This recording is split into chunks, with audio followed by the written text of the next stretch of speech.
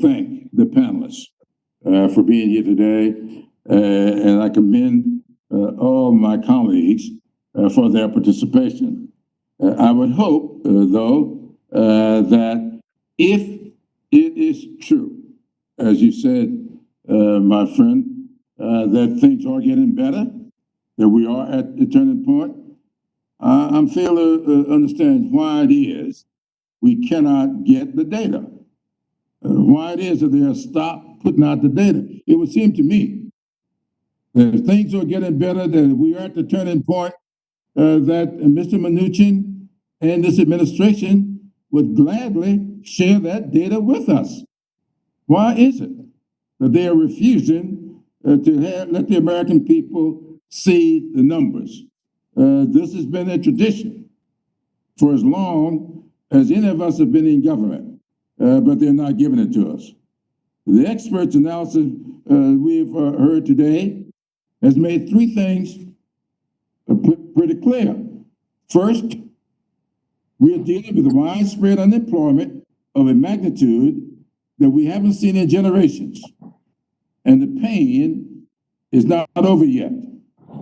Tens of millions of American families have lost their livelihoods. While some may wishfully think that we've turned the corner, the experts are clear. This job crisis will be with us for many months, and I suspect that that's pretty clear with the administration as well. And I suspect that that's why they're not giving us the data that I've asked for as recent as this morning. So we cannot let crucial support for unemployed Americans expire next month. It's clear that we need to do something for working men and women. It's interesting to me, as we said when we were setting up this committee, to pattern this committee after the old Truman Committee in 1941. Harry Truman said in that occasion that he found it very interesting that no matter how much money we spent with big corporations, especially those doing business with defense contractors, nobody would say a word. But you try to get a little bit of money, a little bit of help to some poor soul,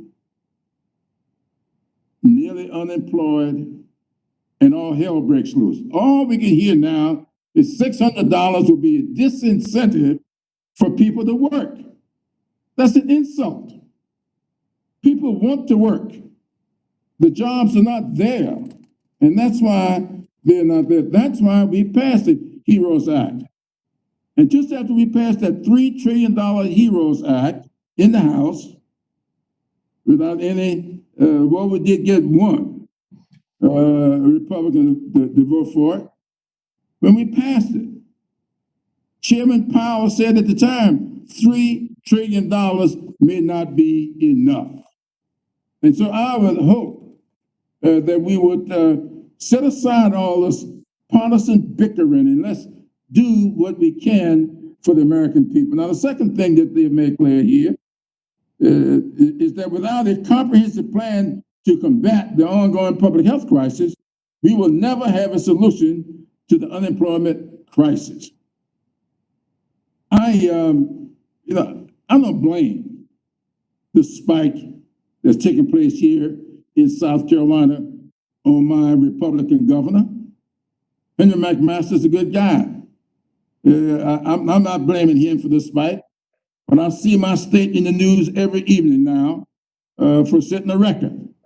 I don't blame Texas governor or Florida's governor that they're setting records in this spike. This may not be a second wave, but it is definitely a spike in the first wave. And we need to do something about that. Reopening without a clear nationwide plan to stop this virus will only lead to more infections, more deaths, and more economic harm. That's why Houston is now talking about shutting down businesses again.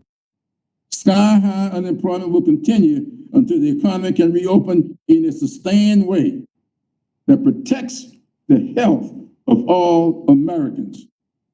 I want to see this economy open back up. All of us want to see this economy open back up. But I don't want to see people dying like flies. I want to see people healthy. So let's do it in a healthy way. And we can do that if we work together, talk about what we can do, talk about what we can do to fix the nursing home crises that we all talked about here last week. There's a lot that we could do together if we just stop the partisan bickering. We need the administration to finally take a leadership role in developing that plan and getting states the testing and the protective equipment they need to beat this virus. Lastly, the harms of this unemployment crisis have not been evenly distributed. The poorest Americans, Black Americans, and other people of color are facing the gravest impacts. We must work proactively to address racial inequality in jobs, earnings, wealth, and prosperity. A comprehensive federal response must provide the resources for retraining for workers whose jobs are simply not returning. I've just seen a report that said that 50% of the jobs lost during this pandemic will not be coming back. The HEROES Act that we've just passed in the House, would be a good beginning. So let me just say to all my colleagues, we cannot bury our heads in the sand and hope that our economy will miraculously recover. It won't. Congress and this administration must meet this moment to support Americans in need and prevent even more economic destruction.